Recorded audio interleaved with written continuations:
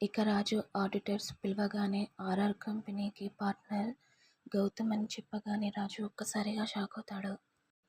ఇటు గౌతమ్ ఏమో ఆడిటర్స్ దగ్గరికి వెళ్ళి, నువ్వు ఎలాగైనా సరే ఆ విరూపాక్షి పేరు చెప్పకుండా నా పేరు చెప్తే నీకు ఎన్ని డబ్బులు కావాలంటే అన్ని డబ్బులు ఇస్తాను. కాదు కూడదంటే చెప్పు, నిన్ను పైకి పంపించేస్తాను. ఇది విని ఆడిటర్ భయపడి గౌతమ్ పేరు చెప్తాడు. ఇటు రాజు మనసులో, వీడు కావాలని ఏదో చేశాడు. ఇప్పుడు నేను ఏం చేయాలి? ఎలాగైనా సరే నేను మా అత్తను కనిపెట్టాలి. మా అత్త కనిపెడితేనే నాకు అన్ని విషయాలు తెలుస్తాయి.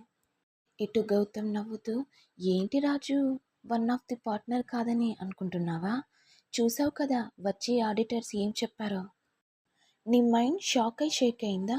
కాస్త వాటర్ తాగు రాజు, అప్పుడే నీకు రిలాక్స్ అవుతుంది అని గౌతమ్ అనేసరికి రాజు కోపంగా చూస్తాడు.